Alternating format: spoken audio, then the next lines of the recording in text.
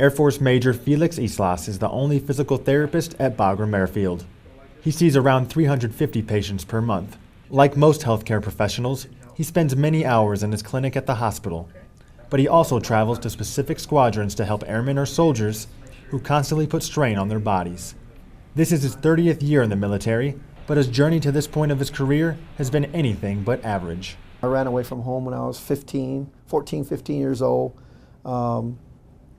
I just felt like I needed to get away from where I was in my hometown. I had done some bad things. I was having a lot of problems with my parents. And so I was in Houston. I ran away to Houston, was kind of living in different places. I was a dishwasher, actually.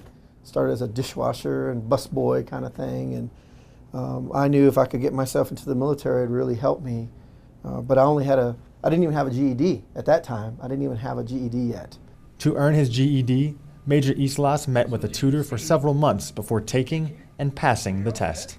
And with that, I went down to the recruiting station and got recruited into the Navy. I served 18 years active and reserve in the Navy, started as an E1 and worked my way up to E6. During his time with the Navy, Major Islas worked many different assignments, including being in a dive unit and working with a Special Forces unit. He also ended up discovering physical therapy. I didn't know anything about physical therapy at all. Had no clue. And I knew someone who was interested in that. And I thought, wow, that sounds kind of neat. What is that, So we went to visit this person's clinic. She had her own clinic. And I really saw what was happening. I saw her examining patients, treating patients. I thought, wow, I like exercise. I like working with people. Maybe I could do this. Of course, I didn't really realize how difficult it was to become a physical therapist at that time. You don't just, decide you're going to be a therapist. You have to get selected to be a physical therapist. But I didn't know that. He worked his way through junior college and became a physical therapy assistant. He continued going to school at the University of Houston and attained his bachelor's degree, but was unable to become a naval officer. So he decided to switch branches and join the Army, which allowed him to become a commissioned officer. During that time, he was also selected into a program ran by the University of Texas, which would allow him to earn his master's degree and become a full-fledged physical therapist. The Army will pay for your master's program through the Army Tuition Assistance Program. And then when you're done, you'll come on active duty as a physical therapist.